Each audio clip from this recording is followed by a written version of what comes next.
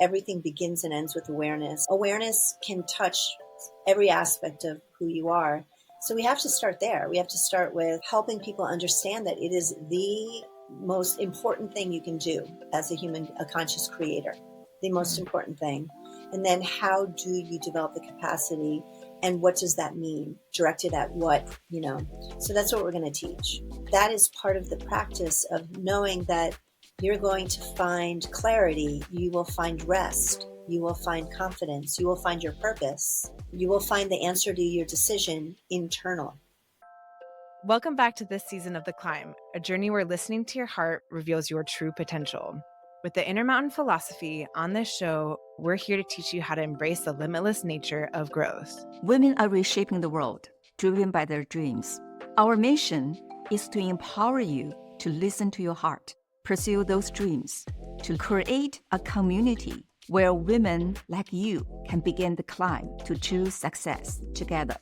In a world of comparisons, reconnect with why your work matters through inspiring stories of female entrepreneurs all around the world. Discover what it means to build your legacy with authenticity and face your inner challenge with confidence. Join us on this podcast as we explore how to become fearless, unleashing your true potential for you and your business. If you choose to accept, your adventure awaits. Ready to climb your inner mountain? The climb starts now.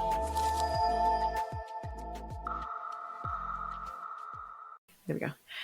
Well, hello, and welcome to this week's Climb. Today, I have the absolute pleasure of speaking with Anna Sanjuan. She's an executive coach, program developer, and now leading Intermountain's new Masterclass with Diane Wong. Anna, welcome. Thank you. It's so lovely to be here. It is. We were just talking a little bit, and there's something so calming about you. I don't know. I'm sure people have told you this before, but you are just a calming energy. And so I'm so excited to see where this conversation goes. And, specifically, we're going to be talking a bit about Intermountain and the masterclass that you're working through. But before we dive into that, I would love to hear a little bit more about you and your backstory. What was your entrepreneurial journey? So I would tell you that I was raised in an entrepreneurial family to the extent that my mother and father were immigrants to the United States. And so there was the reality of our family is that we were innovating all the way through, and we were making things work. And particularly my mom and dad, having raised 3 kids in a country that was not of their origin. So I think there's that chutzpah, that a little bit of that street smart, and that need to just be good and continue to get good at a broad range of things. Mm-hmm. I spent the earlier part of my career doing a lot of, I didn't realize it at the time, but startups. So it was the whole sector, nonprofits, community-based organizations, leading to programs. I always had that startup mentality where I worked. I left a career where I was a 9-to-5er, so to speak, 9-to-6er, so to speak. I left that after I had young children, actually. And part of the reason that I did that, and I started my own private practice, was that I really wanted to have control over my time, my energy, how I managed my life, and where I was investing my life's energy. So I felt, this is my personality, but I felt that when I was working in a system, in an organization, that I didn't have as much room to grow. And I wanted to grow more. I wanted to keep building and innovating. And oftentimes you're given, a role, and you have to live into that role. And so I was immediately starting to bump up against a glass ceiling, but kind of a glass ceiling. So when these things converged, where all of a sudden I wanted more control and autonomy, that's when I jumped and I started my private practice, which was now 15 years ago. I've been in private practice and I've been a consultant. In parallel, I started another consortium of a collective of professionals in my field. So I was kind of running both at the same time. And what it allowed us and me to do was to really be in control of, where was I building my skills? How was I organizing my day? Who were my clients? What were the projects that I was involved in? And it took away all of the drama, the politics, all of that stuff that I found to be noise working Mm. in a system. I didn't have anymore. But what I did have is I was fully now an entrepreneur, and I really lived the what does it mean to have to wake up every single day and be the driver of your own ship, so to speak.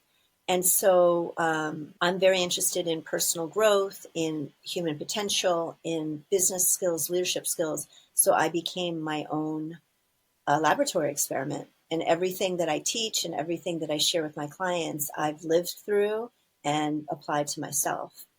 So it's a nice convergence of lots of different things coming together. Yeah.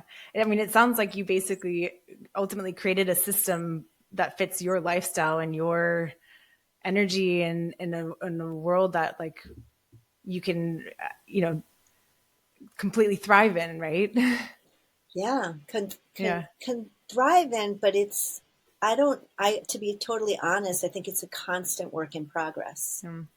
So a lot of the pressures that we feel today in the world, I feel, right? Because I'm Mm. my own CEO, so to Right. speak. So thriving always at the cusp of, am I thriving all of the self-management it takes, the Mm. inner work it takes, and the outer skill building it takes to thrive. So I'm constantly on a growth edge. And I bring that awareness, that honesty, and that skill to my clients and to people, to Intermountain and to all the community of entrepreneurs in Intermountain found in the Intermountain community. Yeah. Well, then it really is no surprise then that you guys were connected. It's almost like it was meant to happen. How did you first cross paths with Diane Wong? What was that like? Yeah. So my career has been in the intersection of personal growth, leadership development, business, and education. And so I was actually introduced to Diane by an advisor to her who started to listen to what Diane was needing and wanting. And he said, you may want to meet Anna because it sounds like she's got the whole composite of skills and experiences that you may need. So Mm. he introduced me to Diane. And one of the first things I did, of course, was read the book and kind of tune in because I have worked with a lot of thought leaders before. So I first want to get a sense of what's happening here and what are they about, and is there alignment between Mm-hmm. us? Was there like a moment where you're like, this is something I want to be part of? Like a part section in the book, a first conversation with Diane? What was that like? Yeah. So what really caught my attention about Diane is that her leadership style is the future wave of leadership, Mm. and it's if I was going to characterize it, it is a more uh, feminine way of leadership. And I don't actually mean like woman versus man. I more mean receptive versus Yeah. active, or more yin versus yang. And by that, I mean the new way of leadership that is absolutely seen as the only way forward has more empathy to it. It has Mm. more emotional intelligence, more relational intelligence. It's more aware of the system as a whole, less hierarchical, and being able to lead, catalyze the best in teams as Mm. compared to telling a team what to do. Yeah. Um, it has more respect for diversity and for inclusion. Um, and it's more receptive in that it's sensing more. It's like really sensing what is emerging Mm.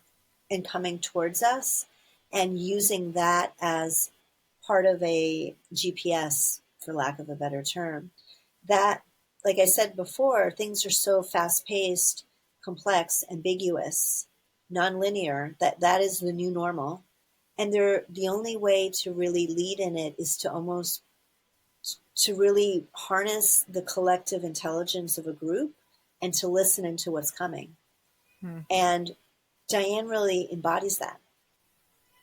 And so, gosh, if we were going to teach our conscious makers, our conscious creators, anything about how to really navigate in this modern, ever complex, ever fast-paced world, it would be about teaching this style of leadership.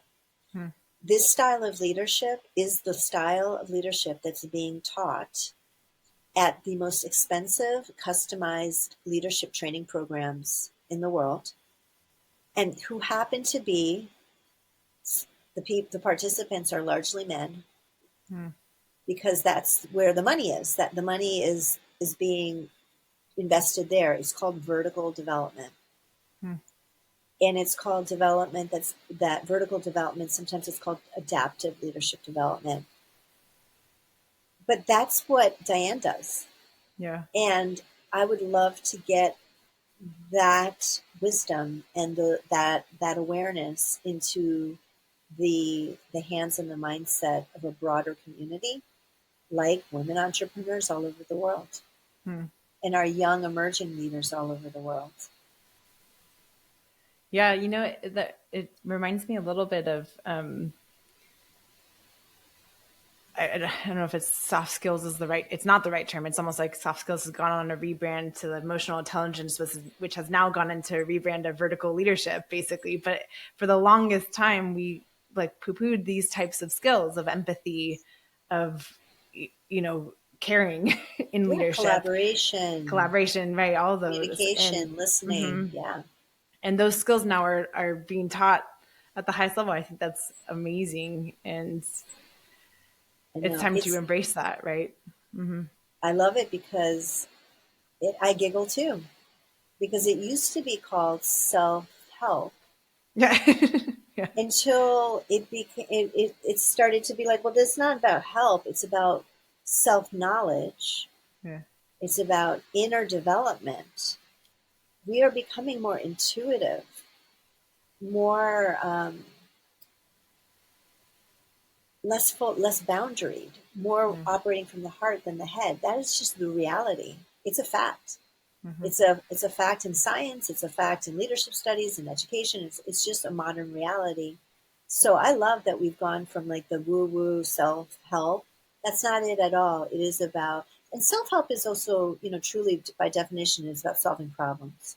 But Mm-hmm. self development is about understanding how to work with the complexity that you innately are, and to deploy yourself in the most in the best way towards your highest potential. That's self-development. That's inner development. And that is a non-negotiable necessity now for meeting complex systems, whether you are an elected official, whether you're an entrepreneur, you are a leader of a company, or a leader in any domain, a leader of a family, a leader of your community. We're all leaders in a certain sphere of influence. Yeah. So everybody's invited into this conversation. Oh, I love that. Yeah. Titles are just titles at the end of the day, right? Like you don't have to have leader in your title to be a leader. So flash forward a few months, or I'm not sure how long it's been since you guys first met, but you've now worked on co-creating a masterclass, which we've launched. Has it been one of them? We launched our first masterclass in February. Yeah. So we've launched the first masterclass recently, and it was a huge success. We had such positive feedback. The purpose of the masterclass is an extension of the book, right? And it really hits on a lot of the core principles from Inner Mountain. So awareness, talk to your heart, aspiration, challenge, and love. What was it like building this masterclass in alignment with these principles?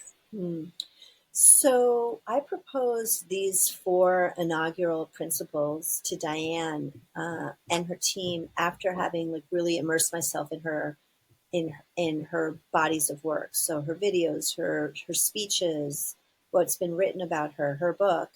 And what I was recognizing was that there were these core foundational principles and the ways that she mobilizes herself, Mm-hmm. that were the critical to her success, and they were the center of her success. Mm-hmm. And I proposed, why don't we inaugurate those 4? Let's get those. Let's build everything else from there. The first one is the one on awareness, is definitely when I recognize her being very skillful in. And it's also a principle that I think is actually how everyone creates all the time, all over the world. And and so I said, let's start there. Everything begins and ends with awareness. And I Mm. shared with her why, and I shared with her how she was actually emulating that, or she was demonstrating that. And then talk to your heart is her signature approach. It is what she does, and aspirations. And I can go through each one of them and explain, but they were really like, they are the signature way that she functions, that I think could be core to everybody else, either replicating or adjusting this to meet their own success, to create their own success. Yeah, it really does take what her story is and the journey and what she's doing today and how she's working with women. I mean, those really are such great core principles. If you don't mind, I'd love to break it down a little bit of each of them and just Yeah. explain high level, why specifically these four.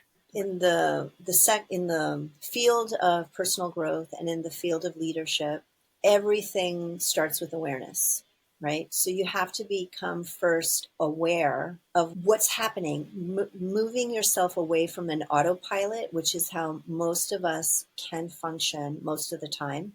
We're just on autopilot. But Mm-hmm. when we stop and develop our capacity to be aware of what's happening in our minds, be aware what's happening in our bodies, be aware what's happening in the room around us, and then be intentional about how we want to deploy ourselves.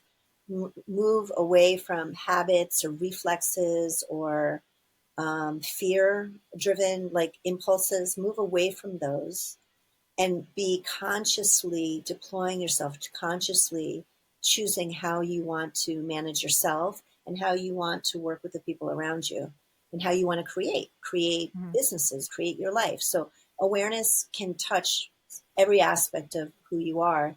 So we have to start there. We have to start with helping people understand that it is the most important thing you can do as a conscious creator, the most important thing.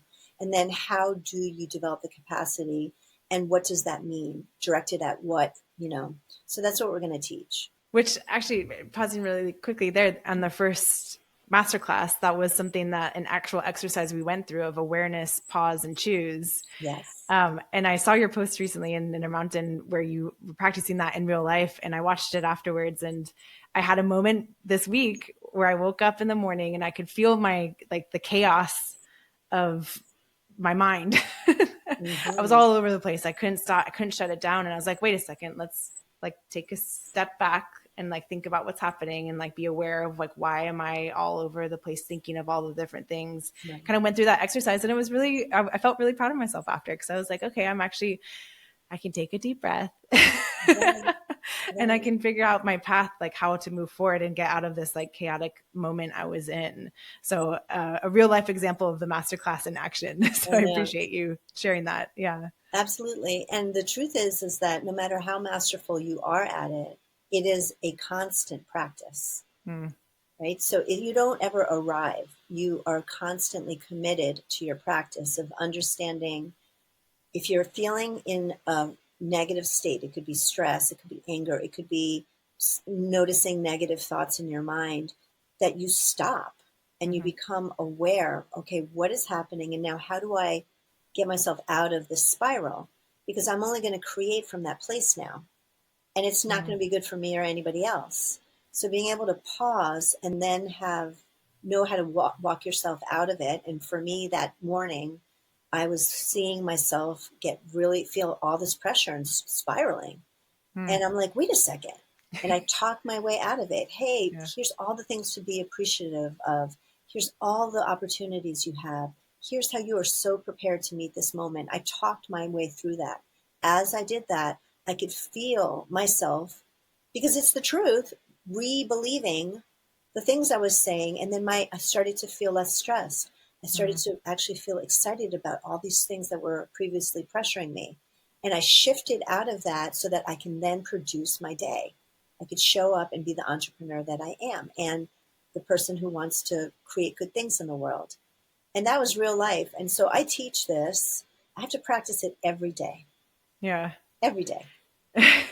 So that's very comforting to know. It's not Yeah. like you one day perfected and know how to do it every single day. It's like life happens, things get continuously are thrown at you, and especially as an entrepreneur, I'm sure. So, yeah, that's wonderful to know.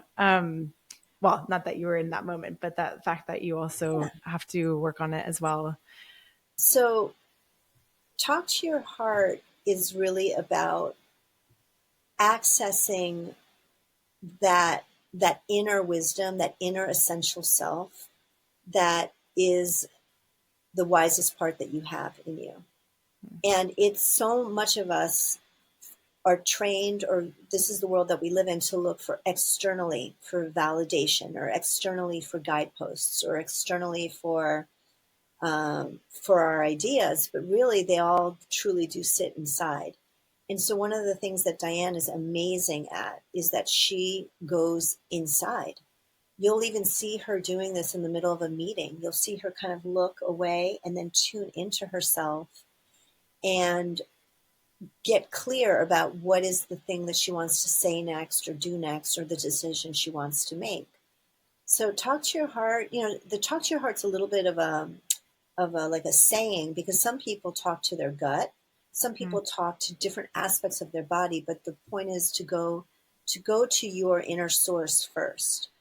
That requires that you have space in your day to do that, so that you intentionally carve out what I'll call wisdom space, time where you can be walking, writing, journaling, having a nice cup of coffee by yourself, but that is part of the practice of knowing that you're going to find clarity, you will find rest, you will find confidence, you will find your purpose, you will find the answer to your decision internal.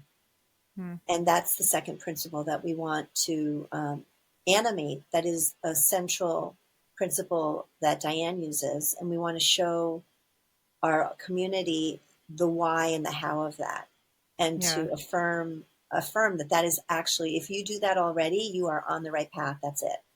Yeah. I remember when I first was reading Diane's manuscript, this is 3 years ago now. And this idea of talking to your heart, it like initially confused me. I was like, how am I supposed to talk to my heart? And it turned out though, because I was constantly living up here in my head, right? I was following this supposed path and thinking I'm doing all the things I'm supposed to do, thinking, right? And not taking a step back and pausing to think like, is this what I actually want? Like, what is my heart telling me? Am I in the right path? Right? Is this meant for me? And it turned out it wasn't.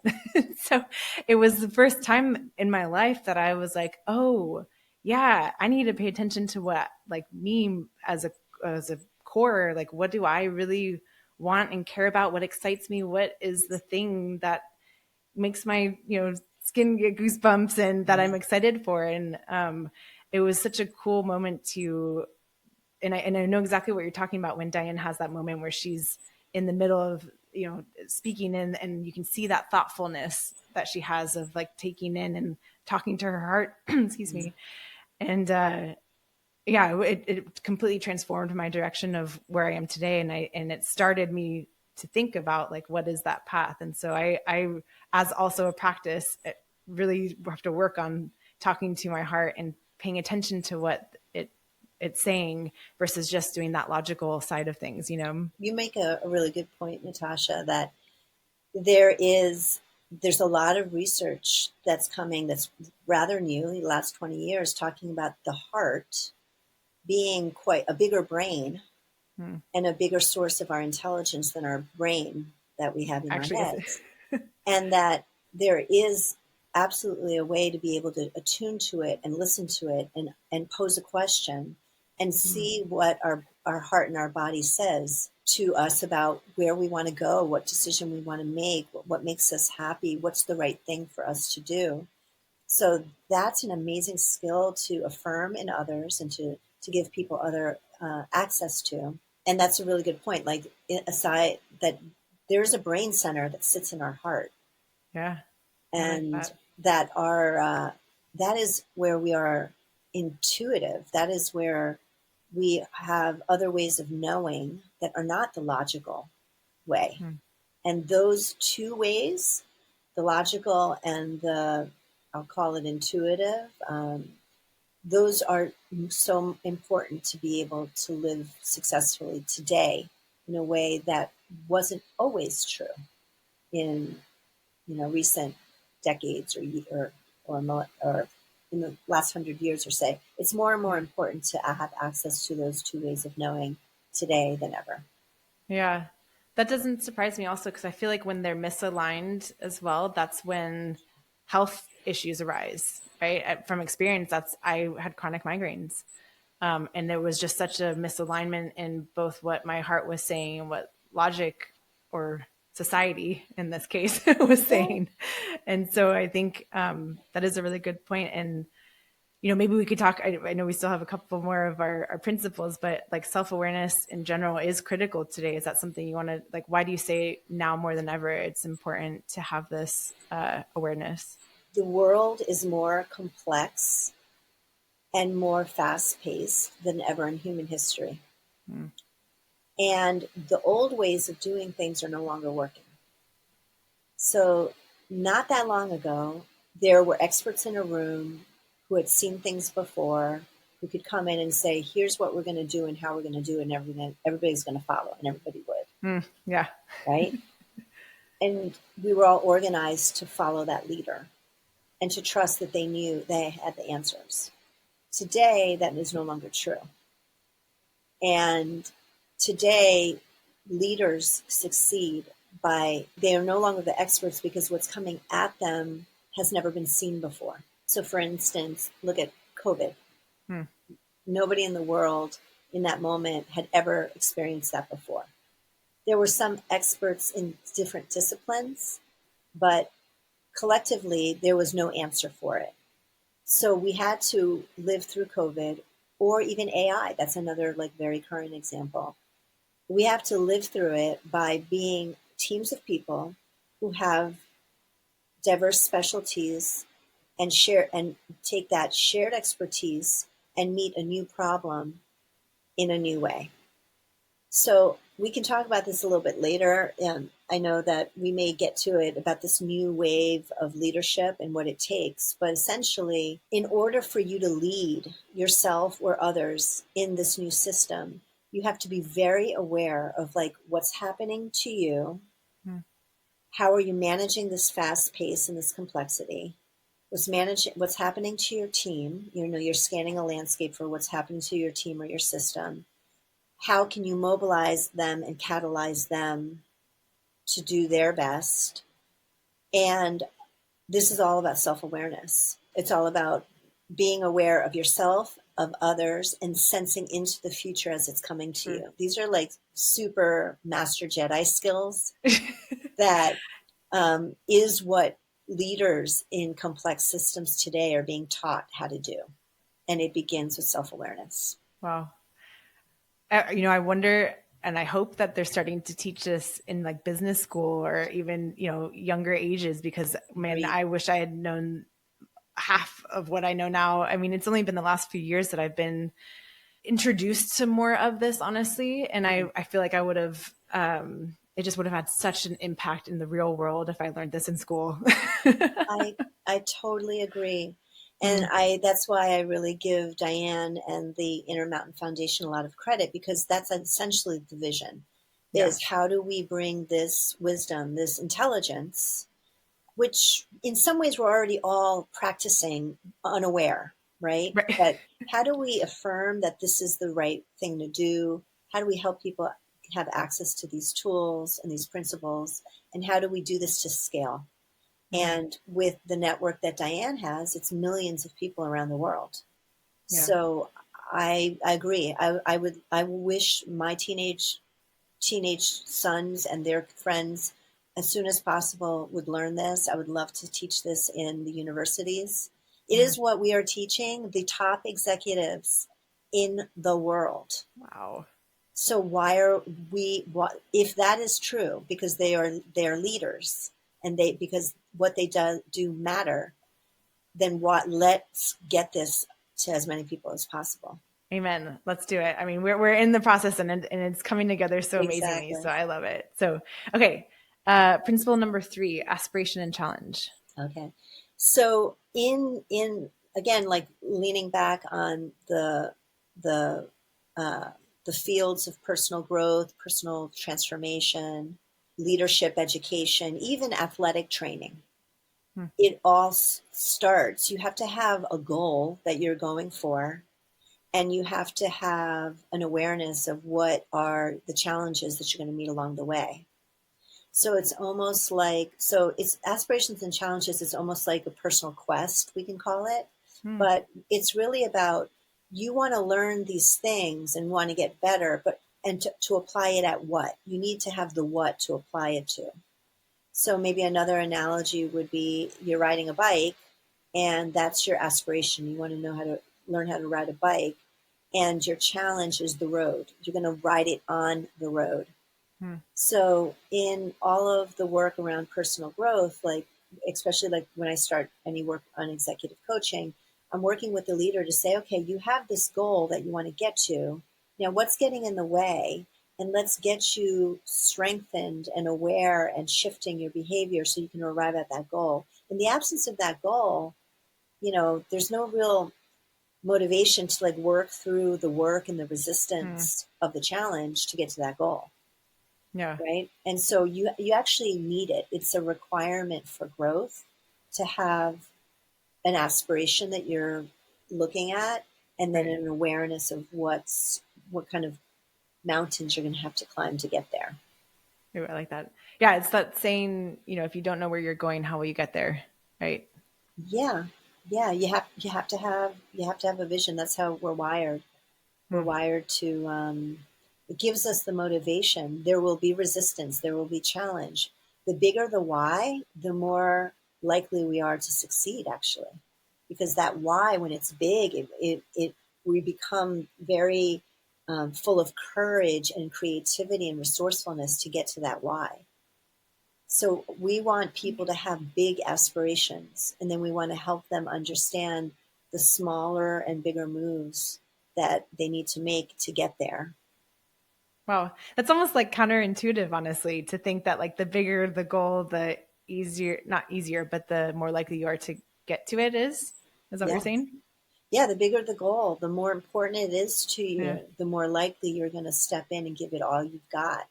Wow. Because we're Yeah. wired, what's getting in our way is our wiring often, right? Hmm. And there's going to be challenge to rewire ourselves, to choose different habits, to choose different mindsets, to choose to learn different skills that we may be uncomfortable in. All of it's doable, but the more hungry we are, the easier it is to be like, okay, I'm going to nail this. I'm going to do this. Yeah. Diane was very, very driven by immense purpose. She always said that she always made sure that she was accessing where the way she talks about it is where she would make her eyes shine. Hmm.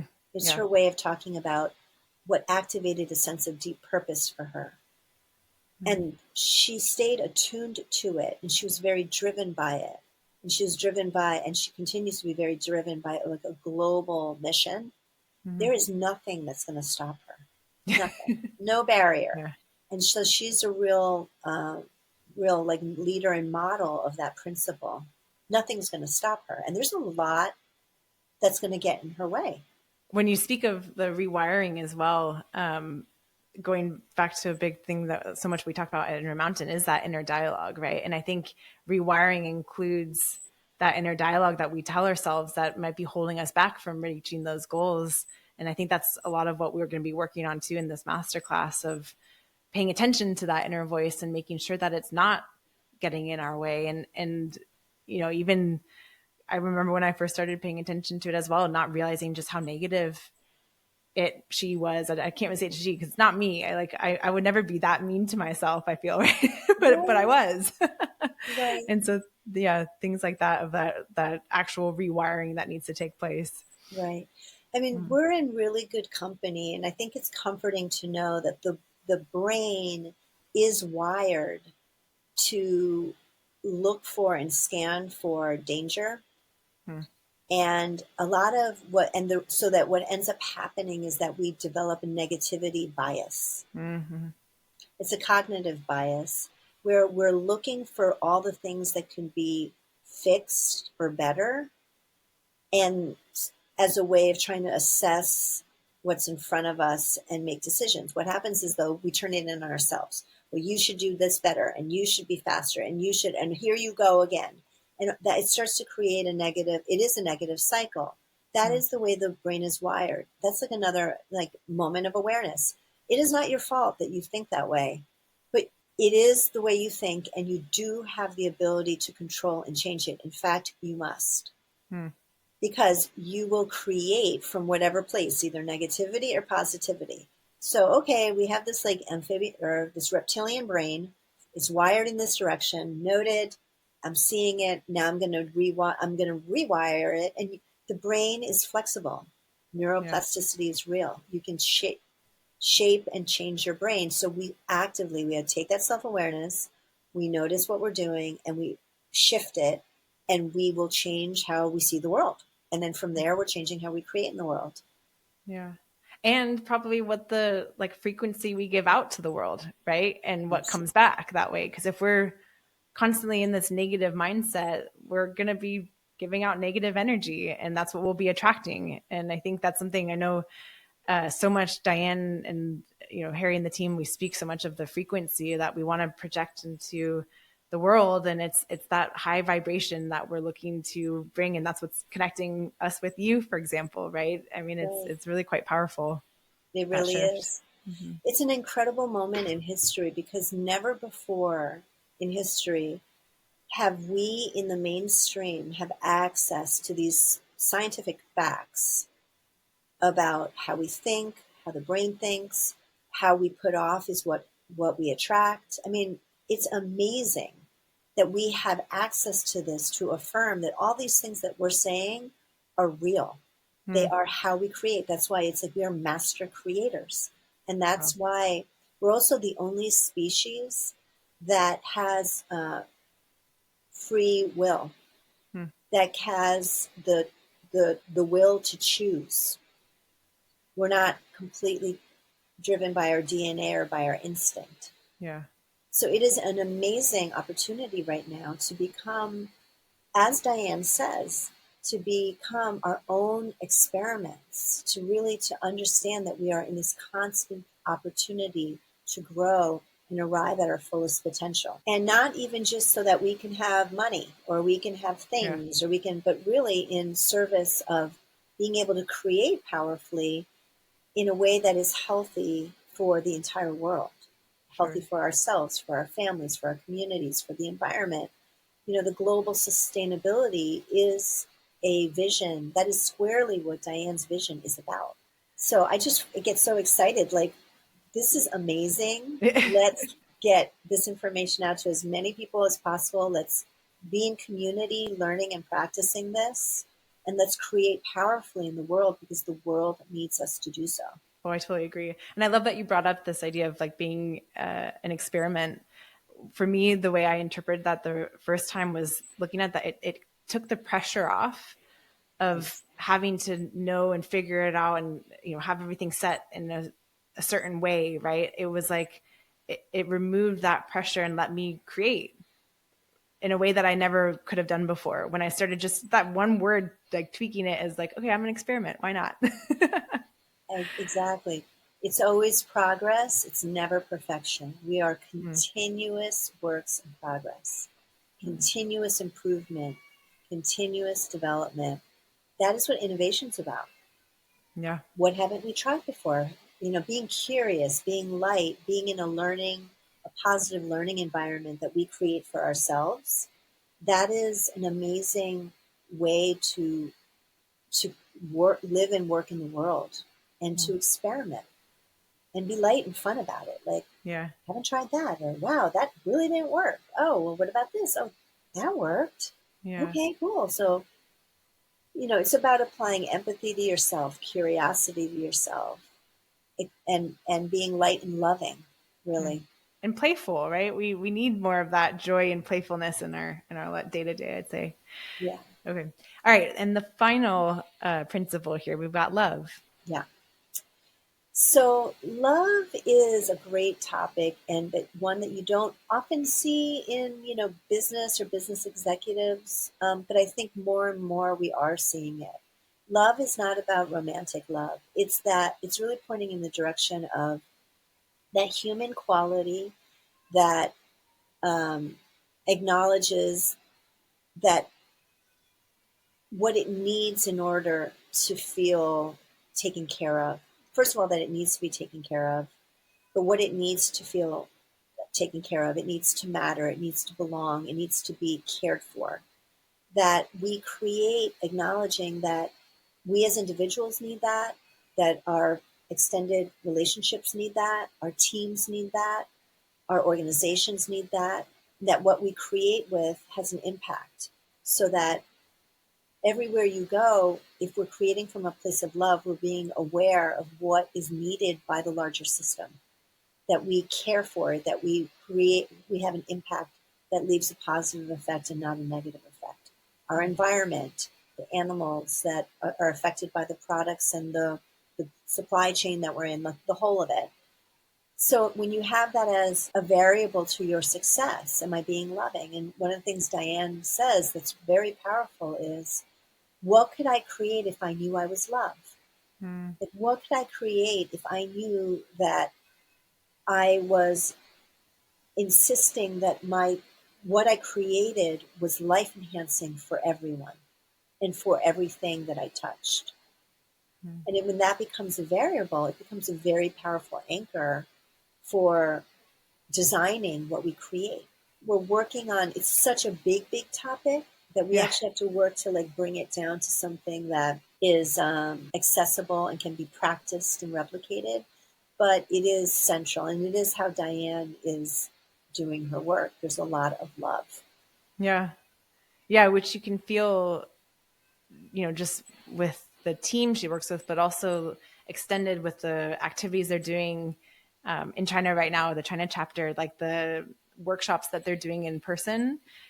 I can just, even from the images, feel the love and safeness and openness that's there, right? And that's from the top down, no doubt. And it's attracting more people like that, of course, as well. But there's no question that is coming from Diane and the leadership, right?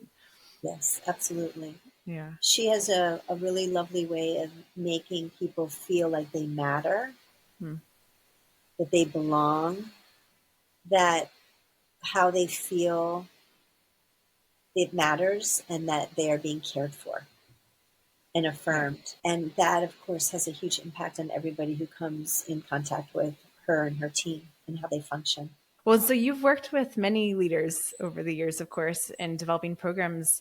What has it been like working with Diane, co-creating this masterclass? How has it differed from other leaders you've worked with? Yeah, there's a few ways. One is I've been really impressed by the precision and the care that she and the team emulate. There is no shortcuts. There's a lot of very thoughtful, detailed work that goes behind everything that gets produced, every speech, every public presentation, all of the work of the programs that she's developing. It's like an A game, and Hmm. not and I give her credit for that, because in there is a lot of humility, that she's not going to wing it. Her team is not going to wing it. They're going to be very thoughtful and intentional about everything that they're doing. And that is unique. The other thing that is unique is that she really lets the experts be the experts. So when I say, this is my recommendation, this is why, and I bring my full expertise into our conversation or the room, she lets me be that. She accepts it. She doesn't dismiss it. She doesn't discount it. She doesn't then decide for herself what she's going to do. If I'm making a recommendation, she stands by the recommendation that I made, because she's letting me be the expert. Hmm. And that also is super refreshing. I think in general, Diane's just got a very huge listener, and she's very kind. She's very affirming. She says thank you a lot. She writes these beautiful, her and her team, these beautiful notes of appreciation and acknowledgement. I mean, like, it's really so lovely. So you've got an A team that lets you do your work, that's experts in their domain, who are constantly loving and affirming and working hard. Yeah. It's it's it's awesome. Yeah. Yeah. It's a very unique team, that's for sure. I mean, the effort that goes into everything they do, it's felt, and I'm glad that you feel that as well, joining, recently from this, but it's intentional, right? They care, very caring. Yeah, they really are. Yeah. And the other quality I just want to name is that Diana's very masterful, but she has no ego or hubris about it. Hmm. When she's in a room full of other community members, maybe she's hosting a roundtable, and she's with young entrepreneurs who have far less experience than her. Mm-hmm. She listens so fully, and she really meets them as everybody's an equal.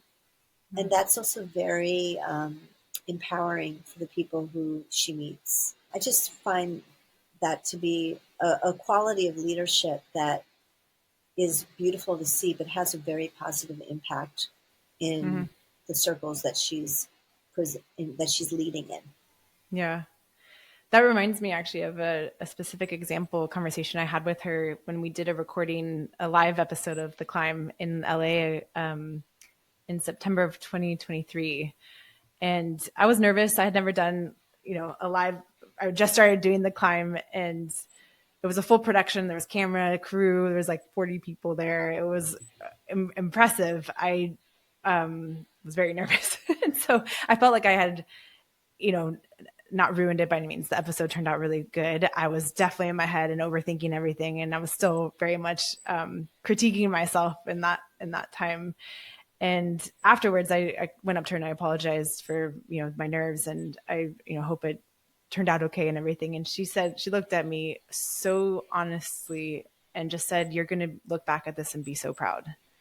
And it was like the sweetest thing. I was so distraught. I thought I had like ruined the whole day, and definitely was dramatizing the whole situation. But to have her who, at that level, I just remember like, oh, okay, like, wow, like clearly I've made a bigger thing out of what it was, but it was just so nice to have that. Whereas I think a lot of other leaders could have taken it and, been upset with me, or, reacted very differently. And instead it was just like helping me feel better about it all. And I was just like so blown away by that. And just an example of like just that Right. powerful, caring love that she has. So Well, yeah. you're bringing up a very good point, Natasha. If we were to go into the book and pull out all the principles of Mm-hmm. that she's saying, like, have fun, Mm-hmm. go with the flow, don't rush anything, don't be competitive, be a constant experiment, like, and on and on. She is practicing that all the time.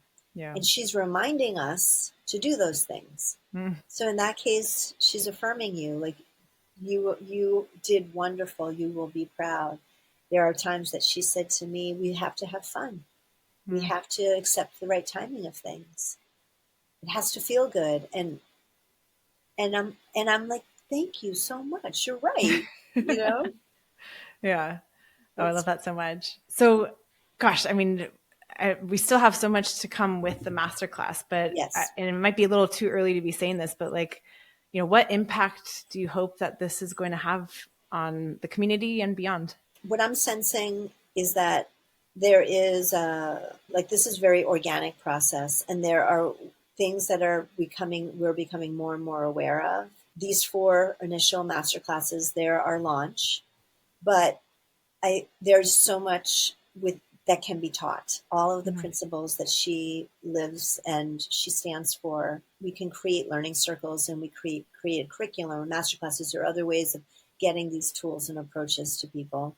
The idea is really to be able to invite, let's start with the Intermountain community that is uh, can invite millions. I mean, how many tens of millions, hundreds of millions of people in the DHgate community, buyers and sellers, to have access and be invited. If you are committed to your self-development, if this is for you, then we would like to make this accessible to you. There's other things that are happening right now too. I spoke lightly about the complexity and the pace of the world is requiring actually that this new type of leadership approach be the way that we create opportunities and solve challenges from here into the future. So there's that necessity that is in the big conversation in leadership circles that I think that Diane actually is speaking to and emulating. So then there's that. Then the other piece that's happening is that there's the feminine rising that I believe is happening. It is an acknowledgement that if we're going to arrive at global sustainability, we have to arrive at it by women and girls being empowered financially, politically, body autonomy, all of it. And that is also a certain, they have an innate leadership style in the woman, in what is the feminine approach to leadership. So all of these things are happening at once. So to answer your question, simply, God only knows where this can go, but it's a historic moment in the field of leadership development and in the field, and global change and global sustainability. And I do see these movements converging together. Definitely. Yeah, it's so powerful. And especially when you say it like that, it is a very unique time that we're in. And it's exciting to be part of this and see how we can learn from it and grow together and spread this beyond internationally, right? It already is globally. So it's very exciting. Well, I have one final question for you, which I ask all of my guests, and Yes. It's a little bit separate from what we've been talking about. But as an entrepreneur, and as we talk so much too about, self-development, self-care is actually part of that as well. And so something I always like to ask is, what non-negotiable self-care routine have you incorporated into your daily life that helps you maintain, that balance, that calmness I was mentioning that you give so much energy of? Yeah. So I have my non-negotiable, and sometimes I do not break this, but I choose to be flexible with it. But in general, I do not see any clients before 10:30 in the morning. My morning. The morning for me is my non-negotiable time to care for myself, to write, to read, to do yoga, to take a walk, to do food prep, to start my day in a more introspective place. And I have a whole routine that I do in that morning. And I can't imagine how, if I'm going to work for myself and I'm going to be in control of my hours and my time, I will arrive at my first meeting or my first client so much more poised and inspired and grounded. And if I run my morning that way. And then I'll work from like 11 until, when you run your own business, you're always on in your brain in some capacity. But if I'm working from 11 until 5 or 6, that's an amazingly efficient, effective, powerful 5 or 6 straight hours that allows me to do great work. But I can't imagine starting my morning with an 8 o'clock call or a 9 o'clock call or a 10 o'clock most days of the week. It just doesn't work for me. So that's been a non-negotiable for me. And it's kept me strong and relatively happy and successful. Amazing. I might have to test that out. I'm trying to figure out my schedule right now with a almost 4-month-old at home right now. And so my balance and calendaring has been a little bit of a challenge, but that's an interesting thought. I'll have to play around with that. Thank you. Absolutely. I guess it's just a way of saying that and to everybody who may be listening, your absolute most important asset is yourself. And you are your greatest tool in your lifetime to do the most powerful thing you can possibly do in your lifetime to serve or give or produce whatever you're meant here to do. And you have to give yourself time and space to be healthy, inspired, on purpose, calm. Your nervous system is a real thing. You need to calm it. You need to regulate it. And like to imagine walking in the world without that type of self attunement makes me sad to imagine all of us who are not resourcing ourselves in a way that we deserve. Well, on that very strong wisdom note, Anna, this has been an absolute pleasure. If someone wants to get in touch with you, what's the best way to connect? So you can find me on my website. It's annasanjuan.com. I'm on LinkedIn, and I've got WhatsApp and email and all the good things. So I'm pretty easy to find that way. And thank you for asking. Yeah, of course. Well, thank you so much for joining us today. And I really look forward to hearing this episode, actually. So thank you. Thank you, Natasha. Thank you so much. Thank you for joining us on this episode of The Climb. Not ready for your journey to end? Make sure to join our online community and subscribe to our YouTube channel to discover your true spirit, strength, and potential today. Details in the show notes below. Need a guide for your journey? Check out our founder, Diane Wong's new book, The Inner Mountain. Until next time, remember, you're an experiment. Focus on your own path and continue to climb your inner mountain. Thank you.